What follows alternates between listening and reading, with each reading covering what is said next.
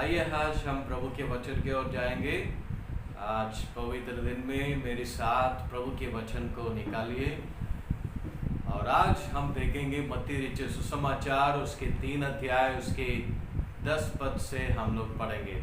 10 पद को हम पढ़ेंगे। मत्ती रचित सुसमाचार उसके 3 अध्याय उसके 10 पद को पढ़ेंगे।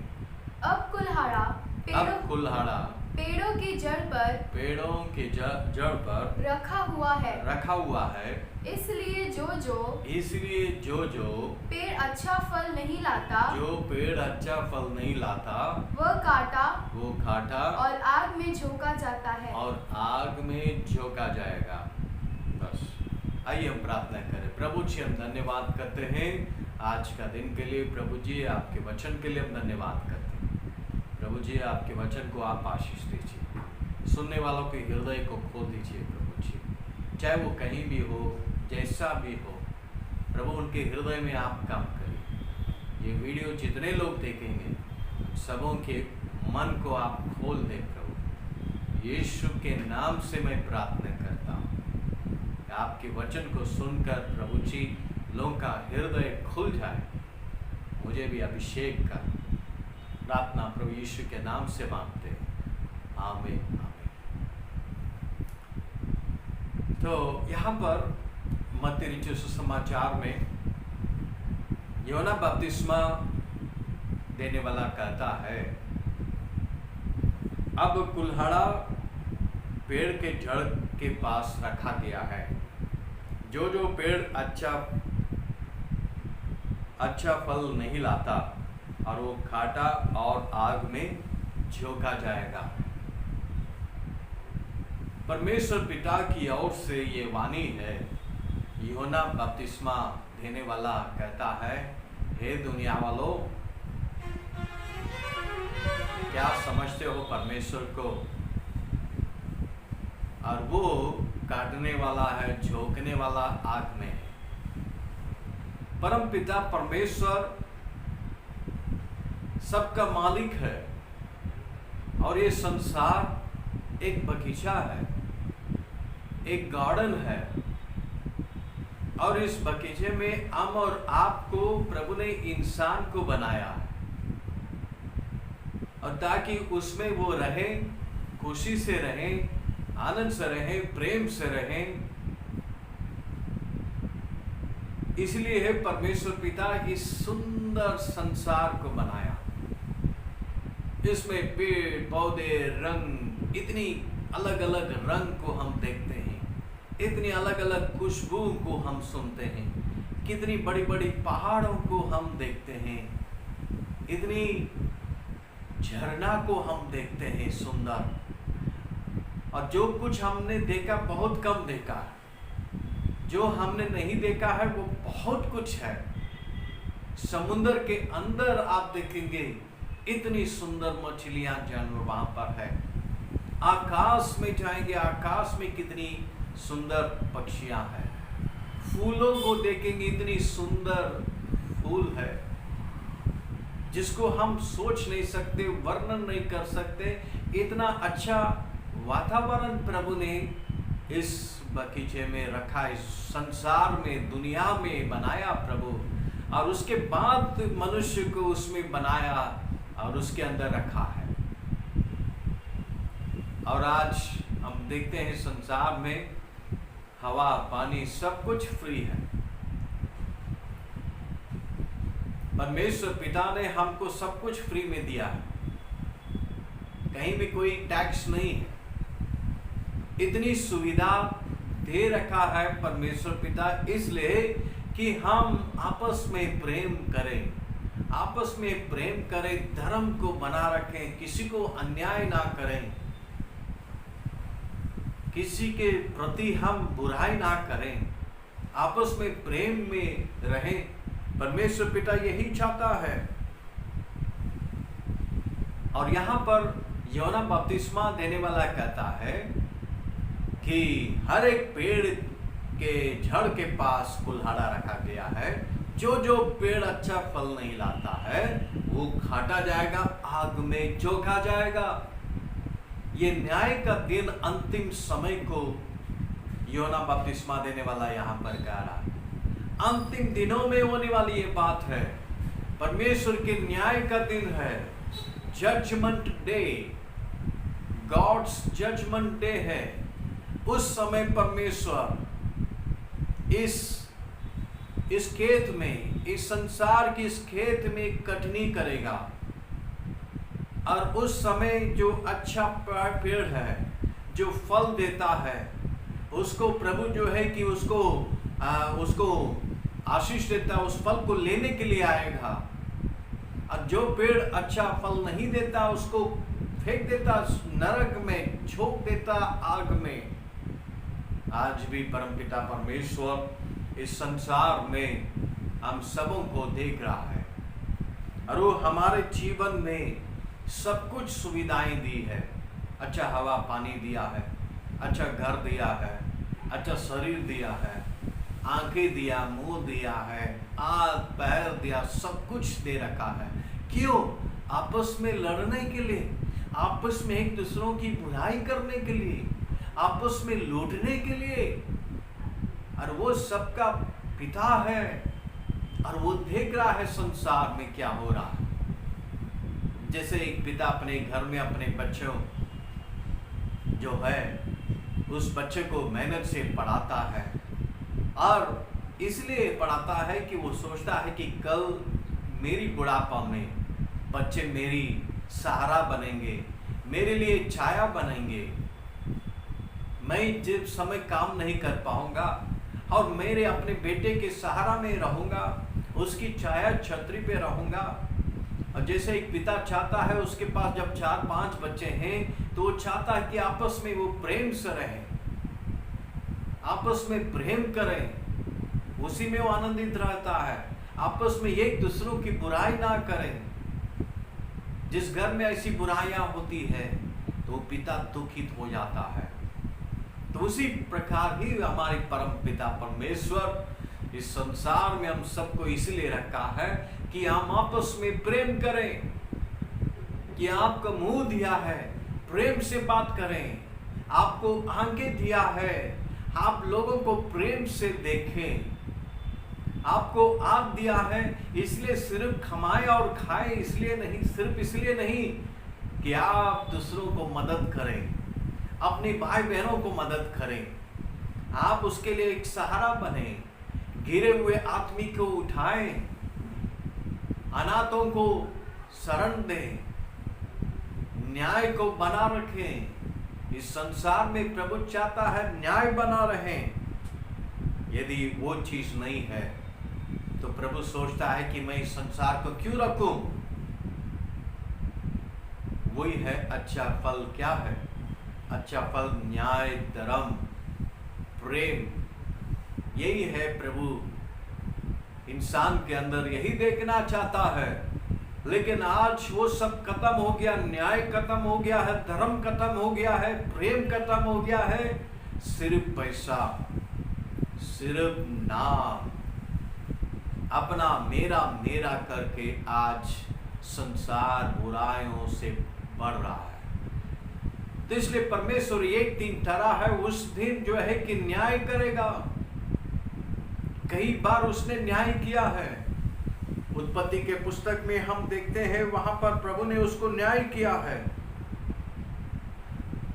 प्रभु यही देखता है। भजन संहिता के पुस्तक में देखते हैं, भजन संहिता उसकी 53 अध्याय और उसके 2-3 पद में हम देखते हैं, वहां पर प्रभु कहता है, वहां पर प्रभु देखता है, हर एक मनुष्य को वो दृष्टि करके देखता है। वो क्या देखता है कि कोई बुद्धि से चलने वाला है। मैंने सब संसार में हवा पानी और सारी सुविधाएं दे रखा हूं।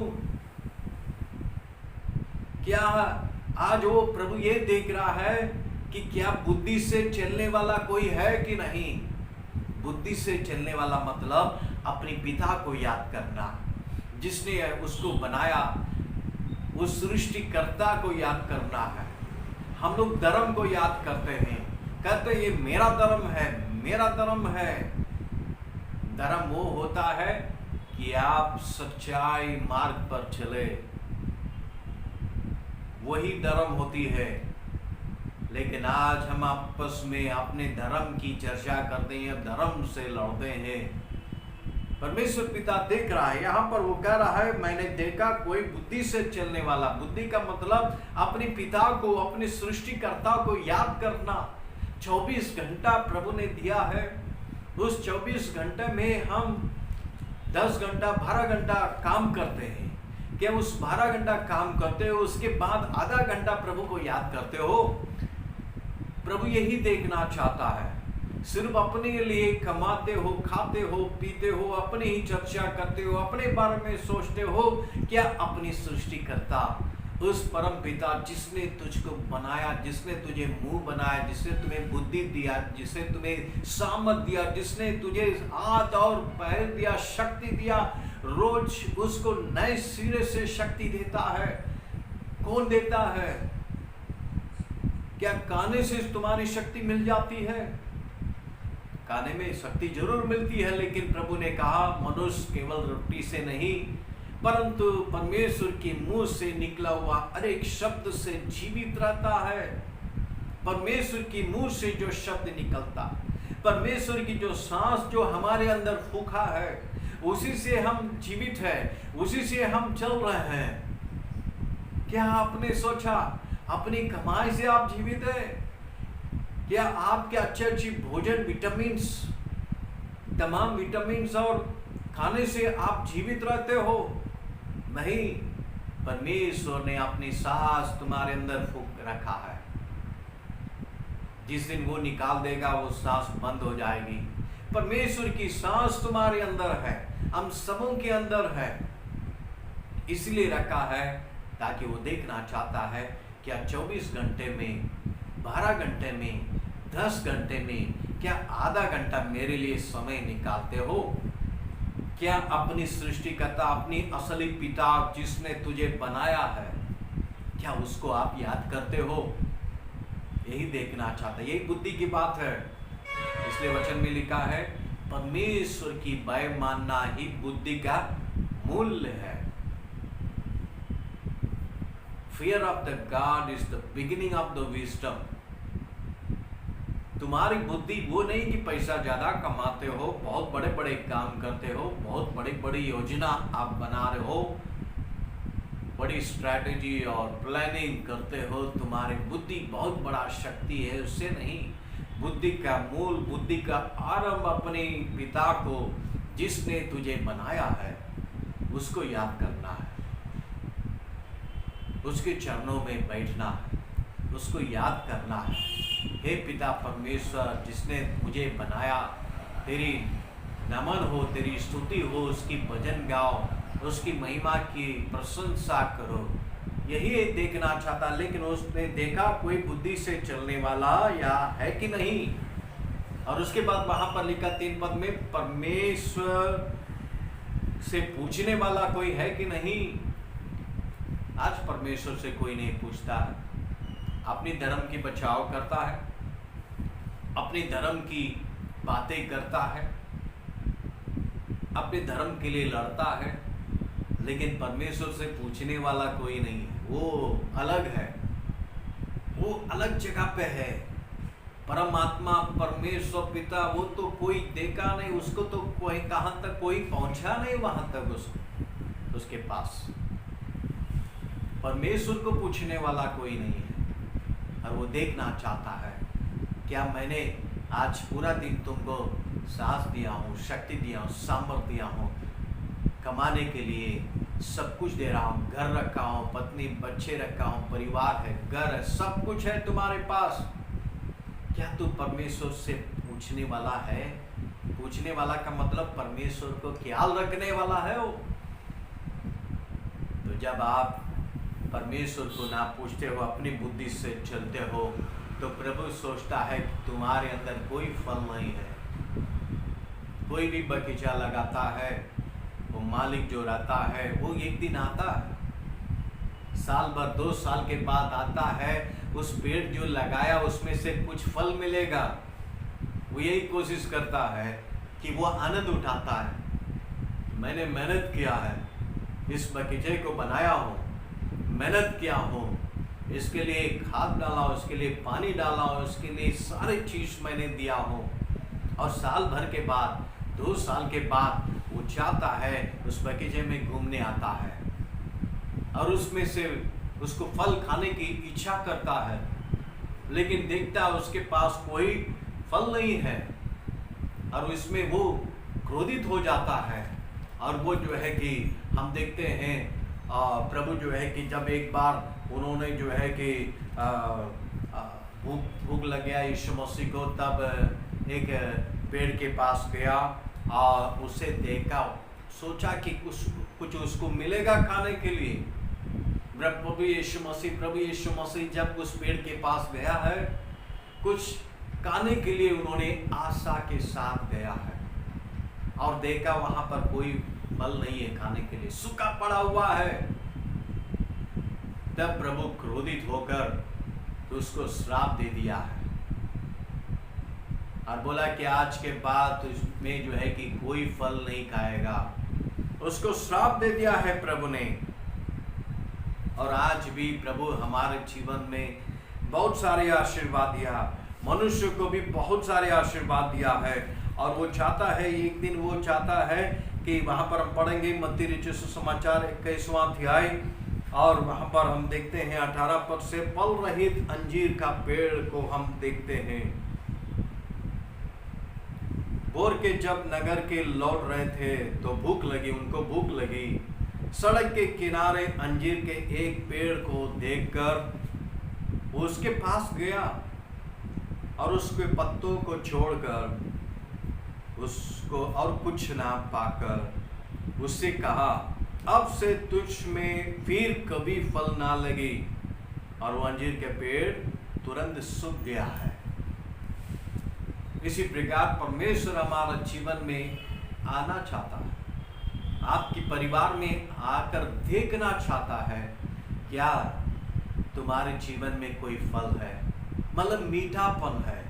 फल का मतलब मीठापन है, प्रेम है, एक दूसरों की क्षमा करने की गुण है, आपस में प्रेम करना, बुराई को भूल जाना, एक दूसरों को, न्याय को, धर्म पर चलना। ऐसी परिवार को प्रभु ढूंढता है, वो देखना चाहता है। मेरे भाइयों, जब वो देखता है कि कई सालों से इस पेड़ में कोई फल नहीं है, तो कोई भी मालिक नहीं चाहता है उस पेड़ को कई सालों से छोड़ दें, क्योंकि वो दूसरा पेड़ को भी खराब कर देगा। इसलिए वो तुरंत वो उसको काट कर खत्म कर देगा, आग में झोंक देगा। और उसी प्रकार हमारे परमेश्वर पिता भी है मेरे भाइयों, और वो भी आपके जीवन में ऐसा फल, मीठापन देखना चाहता है। लेकिन जब वो नहीं है तो वो सोचता है कि मैं एक दिन डराया रखा है, और उस दिन वो आएगा, उस दिन इस दुनिया में प्रकट होगा, उस दिन सबको अपना प्रतिफल देगा। और आज परमेश्वर पिता देख रहा है कि वहां पर कोई पेड़ नहीं। उस समय हम देखते हैं उत्पत्ति के पुस्तक उसके 6 अध्याय में प्रभु ने ऐसा ही किया है। नूह के समय पर परमेश्वर ने देखा मनुष्य जो है कि उसके मन में हमेशा बुराई रहती है। पढ़ेंगे हम 6 अध्याय उसके 5 पद से। यहोवा ने देखा कि मनुष्य की बुराई पृथ्वी पर बढ़ गई है, और उनके मन के विचार में जो कुछ उत्पन्न होता है वह निरंतर बुरा होता है। जो कुछ उस मन में उत्पन्न होता है सब निरंतर बुराई होती है। सबसे बड़ा गहराई है हमारा मन। खराब यहीं से ही उत्पन्न होती है, जमीन से नहीं, पेड़ पौधे से नहीं, प्रकृति से नहीं। सबसे गंदी बात और पाप, गंदगी यहीं से शुरू होती है। तो प्रभु ने देखा नूह के समय पर मनुष्य के मन में निरंतर बुराई उत्पन्न होती है, क्रिएट होती है। मन में अच्छी बात नहीं आए, निरंतर बुराई क्रिएट होती है, वहां पर उत्पन्न होता है। मन एक उत्पन्न होने की एक सोता है और उसमें से भी फल आता है, उसमें ही फल निकलती है। बुराई सोचोगे निरंतर, बुराई फल निकलेगा। अच्छा पेड़ बुरा फल नहीं देता है। हम देखते हैं मत्ती रचित सुसमाचार में, हम देखते हैं वहां पर प्रभु यीशु ने कहा है कि अच्छा पेड़ जो है कि वहां पर अच्छा फल देता है, पेड़ों से फर्क आ जाएगा। और परमेश्वर ने कहा कि उसके पेड़ों से फर्क आ जाएगा। 7 अध्याय में मत्ती रचित सुसमाचार 7 अध्याय में हम देखते हैं कि अच्छा पेड़, जैसा पेड़ वैसा फल है। और वहां पर हम जब पढ़ेंगे, पढ़िएगा 15-16 पद से पढ़ेंगे। उनके फलों से तुम उन्हें पहचान लोगे। उनके फलों में उनको पहचान लोगे। फल का मतलब उनकी स्वभाव, उनकी कर्म, उनकी काम से तुम उनको फरक सकते हो।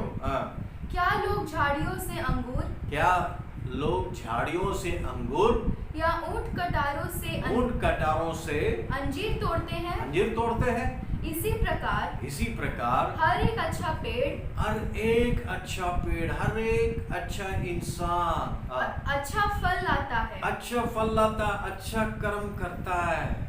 अच्छा मनुष्य का मतलब अच्छा कर्म, अच्छी स्वभाव उसके अंदर प्रकट होती है। उसकी कर्मों से उस आदमी को फर्क हो। और निकम्मा पेड़ बुरा फल लाता है। आज हमारे जीवन में, आपके जीवन में क्या फल निकलती है मेरे भाई?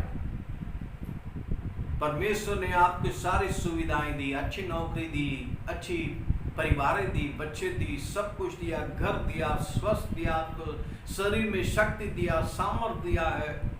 लेकिन कौन सा फल आप निकल रहा है आपके अंदर? आपकी जीविका में से कौन सा फल निकल रहा है? जिस समय ऊपर वाला जब ताकेगा आपकी परिवार की ओर, क्या वो मीठा देखता है? कि आपके फल को देखकर वो प्रसन्न होता है? क्या वो मुस्कुराने लगता है? अच्छा फल देता क्या बुरा? निकम्मा इंसान निकम्मा फल देता है, निकम्मा कर्म उसके अंदर बुराई आपको देखने को मिलेगा। परमेश्वर उसमें दुखित हो जाता है। तो इसलिए कि नूह के जमाने में प्रभु ने देखा कि वहां पर सबके अंदर वो बुराई था, और इसलिए प्रभु ने जो है कि संसार को नाश करने के लिए निर्णय किया है, और पूरा जल प्रलय वहां पर हो गया। नूह के समय पर पूरी संसार को परमेश्वर ने नाश कर दिया है मेरे भाइयों, क्योंकि उसकी मन में जो कुछ प्रोडक्ट निकलता है ना। हमारे मन एक कंपनी है, एक कारखाना है, एक कारखाना है। उसमें से क्या बनता है? अच्छी चीज बनती है कि बुरी चीज बनती है? क्या प्रोडक्ट निकलती है यहाँ से? उसको हमें जांचना होगा, हर एक इंसान को जांचना होगा मेरे भाइयों। पुराने नियम हम देखते हैं, व्यवस्था विवरण उसके 8 अध्याय 2 पद में भी वहां पर परमेश्वर ने इस्राएलियों को 40 साल जंगल में ले फिरते रहा, क्योंकि कानान देश जाने के लिए उनको रास्ते में ले गया है। लेकिन कानान रास्ता जाने के लिए एकदम शॉर्ट रूट भी है।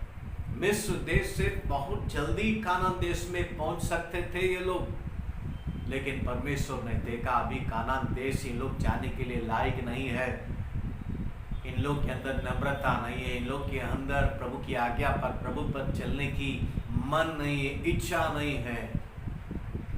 इसलिए प्रभु ने 40 दिन इन लोग को लेकर जंगल में अगुवाई किया है। वहां पर आप पढ़ेंगे व्यवस्था विवरण की पुस्तक उसकी 8 अध्याय उसके 2 पद में मूसा लोगों से कहता है, देखो परमेश्वर तुम्हें 40 साल इस जंगल में क्यों लेकर आया? उसको यहाँ पर इस जंगल में लाने की क्या जरूरत है? उन्होंने कहा तेरी परीक्षा करके ये जान ले कि तेरी मन में क्या क्या है। इसलिए है कि परीक्षा करे और तेरे मन में क्या क्या है उसको जानने के लिए प्रभु ने उन लोगों को परीक्षा ली है। वहां पर यदि आप पढ़ेंगे, पढ़िएगा 8 का 2 पद, व्यवस्था विवरण 8 का 2 पद।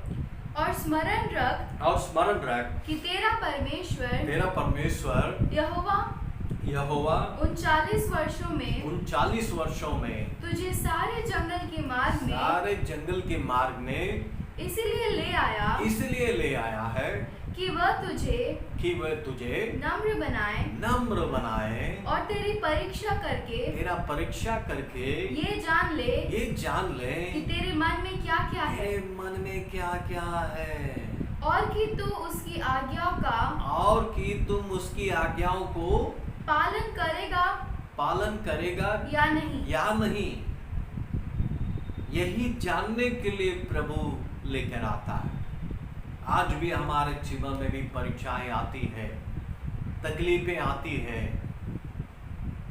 और इसलिए है कि प्रभु जब परीक्षा के समय आदमी भुगला जाता है, आदमी परेशान हो जाता है, तब उसके मन की बात बाहर निकल आ जाती है।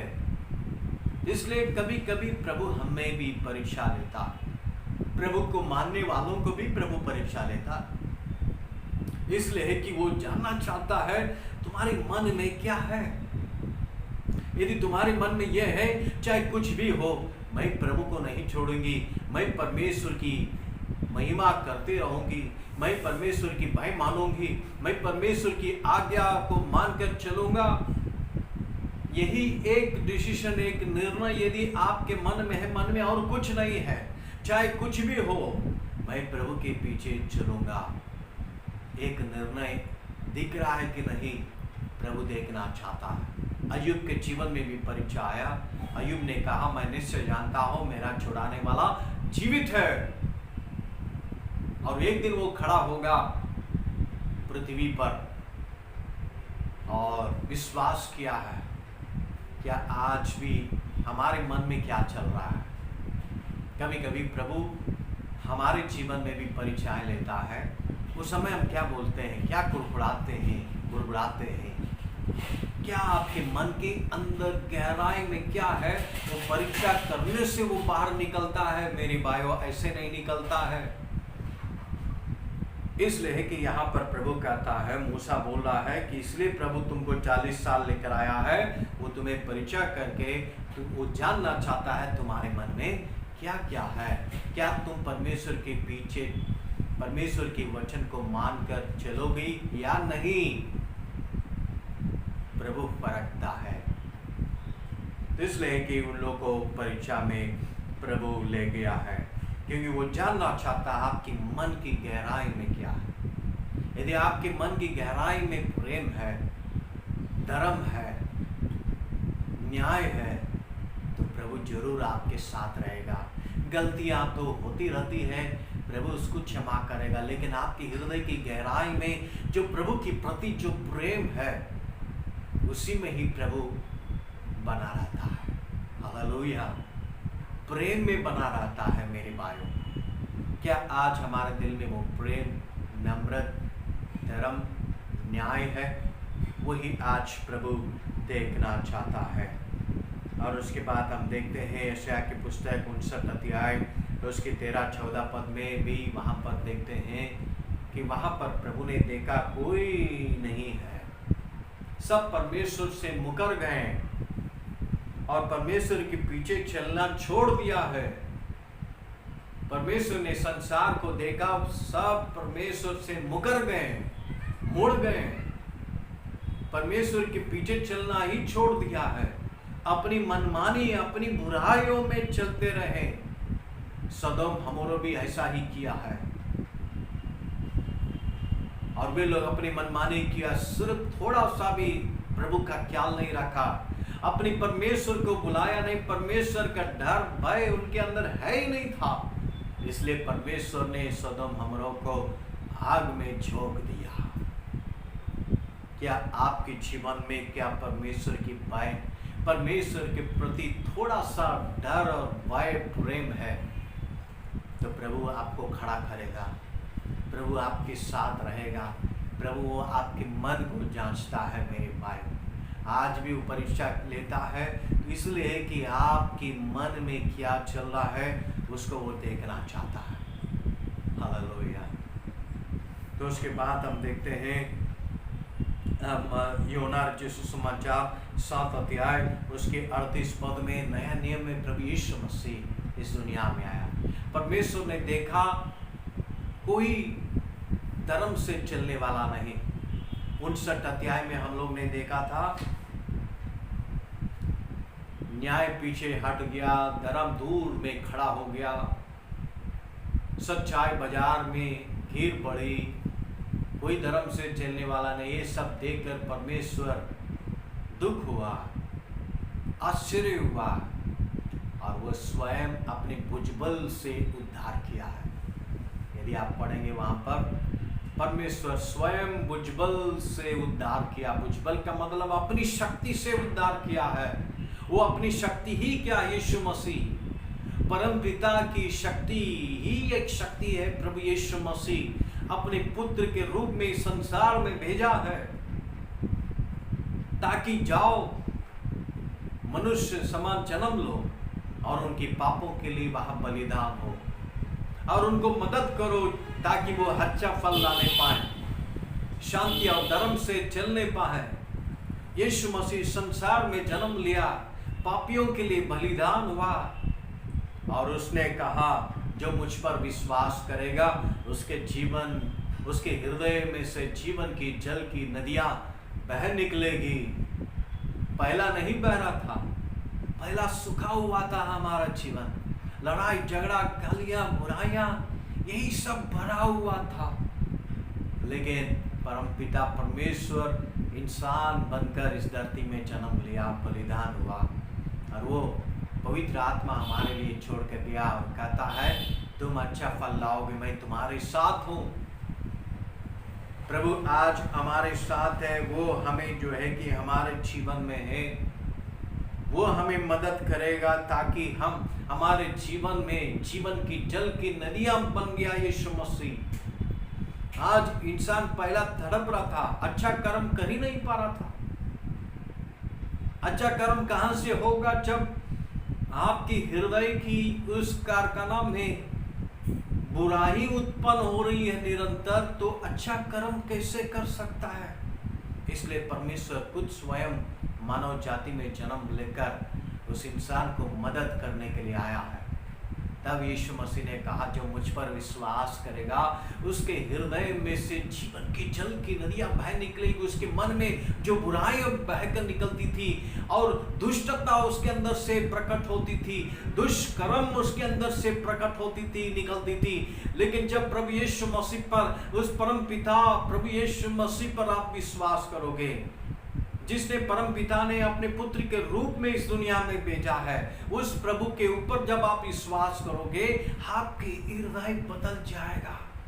पहला जीवन खत्म हो जाएगी, पहला हृदय खत्म हो जाएगी, एक नया दिल प्रभु आपको देगा, एक नई चीज उत्पन्न होगी, जीवन की जल की नदियां बह निकलेगी, वह बाहर निकलेगी, अपनी पड़ोसी को छुएगी, पड़ोसी से प्रेम से बात करेंगे, स्वभाव बदल गया है, पड़ोसी की मदद करेंगे, आसपास सब लोगों से प्रेम से हम बातें करेंगे, क्योंकि वो जीवन की जल की नदियाँ वो आपके हृदय में बहना शुरू हो जाती है। इसलिए इसने कहा जो मुझ पर विश्वास करेगा उसी के हृदय में बदलाव आएगा, क्योंकि वो परमेश्वर की ओर से आया है, उस परम पिता की ओर से आया है मेरे भाई। इसलिए जो कोई उस पर विश्वास करेगा उसके हृदय बदल जाएगा। हालेलुया। और उसके बाद क्या फल आएगा, क्या क्या फल आएगा? परमेश्वर की भय मानना उसके अंदर आ जाएगा, परमेश्वर की आज्ञा को पालन करने की उसके हृदय में आ जाएगा, और परमेश्वर के पुत्र प्रभु यीशु मसीह पर वो विश्वास करने लगेगा, और न्याय धर्म उसके अंदर आ जाएगा। कोई भी गलत काम करने में वो 1000 बार सोचेगा, नहीं मुझे कोई देख रहा है। उसके अंदर भय डर बना रहता है मेरे भाइयों। लोग कहते हैं भैया किसी से ना डरते हो तो ऊपर वाले से तो डरो। ऊपर वाले से वही डरता है जिसके अंदर उसके प्रति भय है। तो इसलिए परमेश्वर पिता ऐसा व्यक्ति को चाहता है। यूहन्ना रचित सुसमाचार उसके 5 अध्याय उसके 24 पद में प्रभु यीशु ने कहा कि परंतु वो मृत्यु से पार होकर जो मुझ पर विश्वास करेगा वो मृत्यु को पार होकर जीवन में प्रवेश करेगा। पहला हम मृत्यु से लड़ रहे थे, बीमारी रोग से लड़ रहे थे, पाप और श्राप से लड़ रहे थे, लेकिन प्रभु यीशु ने कहा जो मुझ पर विश्वास करेगा और मृत्यु को पार करके जीवन में प्रवेश करेगा, जीवन उसके अंदर जीवन आ जाएगा। पहला निकम्मा पेड़ थे हम, मरा हुआ पेड़ था जिसमें ना फूल निकलता है ना फल निकलता है, क्योंकि उसमें जीवन नहीं है, उसमें जल नहीं है। लेकिन आप प्रभु पर विश्वास करोगे, आपके अंदर से जीवन की जल उत्पन्न होगा, आपके अंदर जान आ जाएगी, जीवन आ जाएगी। प्रभु ने कहा मृत्यु पार करके जीवन में प्रवेश करेगा, उस पेड़ में जीवन आ जाएगी। जो पेड़ था पहले निकम्मा फल देता था, आज वो प्रभु पर विश्वास करते उसका जीवन बदल जाएगा, उसके अंदर तमाम नया नया फल दिखने लगता है, मीठा मीठा फल दिखने लगता है, क्योंकि उसके अंदर जान आ गया है। प्रभु पर विश्वास करते हुए प्रभु की जान उसके अंदर आ गई है, उसका जीवन बदल जाता है। यूहन्ना उसकी 4 अध्याय उसके 14 पद में हम ये पढ़ते हैं, जो जल मैं उसे दूंगा, सामारी स्त्री से प्रभु यीशु मसीह कह रहे, जो जल मैं उसे दूंगा वह उसमें सोता बन जाएगा। सामारी स्त्री से बात करते हुए प्रभु यीशु ने कहा जो जल मेरे पास है, जो जल उस इंसान को जिसको मैं दूंगा वो उसके अंदर जीवन का सोता बन जाएगा, उसमें सोता बन जाएगा, वो सूखने वाला नहीं है, क्योंकि परमेश्वर पिता स्वयं इस इंसान के बीच में जन्म लिया और उसको शक्ति देने के लिए, उसका जीवन को बदलने के लिए आया है, धर्म बनाने के लिए नहीं आया है, उसका जीवन को बदलने के लिए, उसके अंदर जान फूंकने के लिए, उसके अंदर जीवन की जल को डालने के लिए पिता इस संसार में जन्म लिया, ताकि इंसान के अंदर एक जीवन का जल आ जाए, ताकि वो अच्छा काम करे, न्याय और धर्म से चले, और परमेश्वर एक आत्मिक फल भी उसके अंदर उत्पन्न करता है। जो प्रभु पर विश्वास करने लगते हैं उनके जीवन में आत्मिक फल भी आता है। आइए हम पढ़ते हैं आत्मिक फल क्या है। गलातियों की पुस्तक उसकी 5 अध्याय उसके 22 पद में देखते हैं, वहां पर आत्मिक फल पढ़िएगा। पर आत्मिक का फल प्रेम, आनंद, शांति, धीरज, कृपा, भलाई, विश्वास, नम्रता और संयम है। ये 9 फल है, आत्मिक फल, जो जीवन की जल को पीता है, जो उस जीवन आनंद जीवन को पाता है। परमेश्वर पिता स्वयं जिस संसार में यीशु मसीह के द्वारा इस संसार में आया, जो उस प्रभु यीशु मसीह पर विश्वास करता है उसके अंदर जीवन आ जाती है, उसके अंदर जीवन की जल आ जाती है, तो उसके अंदर जीवन चमकने लगता है। कैसे चमकने लगता है? ये 9 फल के द्वारा उसके जीवन चमकने लगता, प्रेम, आनंद, धीरज, संयम, कृपा, भलाई, ये सब उसके अंदर उसके मन में प्रोडक्ट निकलने लगती है, जिसमें परमपिता प्रसन्न हो जाता है। और जो कुल्हाड़ा रखा गया है वो आपको काटेगा नहीं। हालेलुया। जो न्याय परमेश्वर पिता आपके लिए नहीं, जिसके जीवन में फलदायक है, जिसके अंदर आत्मिक फल है, जिसके जीवन में धर्म और न्याय और प्रेम है आपस में, उसके पास वो कुल्हाड़ा हट जाएगा, न्याय हट जाएगा। परमेश्वर उस व्यक्ति को आशीष देगा और उस व्यक्ति को अपने पास ले जाएगा। यीशु ने कहा मैं आऊँगा, मैं तुम्हें ले जाऊँगा। निकम्मे लोगों को प्रभु नहीं लेके जाएगा। निकम्मे पेड़ से कुछ प्रभु को मिलने वाला नहीं है। आप निकम्मे इंसान हो, आपको प्रभु क्यों लेकर जाएगा? सिर्फ प्रार्थना भवन जाने से नहीं होगा मेरे भाई। तो इसलिए अपने आप को हम समर्पण करें, अपने जीवन को प्रभु को दें, ताकि हमारा जीवन बदल जाए। आपका जीवन में, आपके हृदय में जीवन की जल की नदी आ जाए। आप सिर्फ अपने लिए नहीं, आप दूसरों के लिए काम करोगे, दूसरों की आशीर्वाद के लिए आप काम करोगे। स्वयं परेशान नहीं रहोगे, दूसरे के लिए परेशान हो जाओगे। प्रभु आपके जीवन को ऐसा ही बनाएगा, ऐसा ही प्रभु आप सबों को बनाए। प्रभु इस वचन के द्वारा हम सबों को आशीष दे। आइए हम प्रार्थना करें। पिता परमेश्वर, हम धन्यवाद करते हैं आज का दिन के लिए। प्रभु जी धन्यवाद देते हैं प्रभु ये वचन के लिए। आज हर एक पेड़ के पास आपकी कुल्हाड़ा रखा गया। जो पेड़ अच्छा फल नहीं लाता है प्रभु, तू उसको काट कर आग में झोंक देगा। अंतिम दिनों में ऐसा ही होने वाला है प्रभु। लेकिन आज हम लोग को अभी से तैयार कर, ताकि हम अच्छा फल लाने के लिए प्रभु हम आपको जानने पाए, आपका डर भय हमारे अंदर आने पाए। प्रभु जी जितने लोग आज तेरे वचन को सुन रहे हैं उनके मन को बदल दे प्रभु जी, उनके जीवन को बदल दे, ताकि स्वयं के लिए नहीं सबके लिए जीने पाए। जिनके अंदर जीवन की जल की नदियाँ आती है वो दूसरों के लिए जीना सीख जाता है, दूसरों के लिए परेशान हो जाता है, दूसरों की भलाई करने में लग जाता है। प्रभु जी हम सबों का ऐसे बना दे। धन्यवाद देते हैं इस वचन के लिए। हम सबों के इस वचन के द्वारा आशीष दें, आदर महिमा आपको देते हैं। ये प्रार्थना हमारे उद्धार करता प्रभु यीशु मसीह के नाम से मांगते हैं। आमीन आमीन। प्रभु आप सबों को आशीष दे।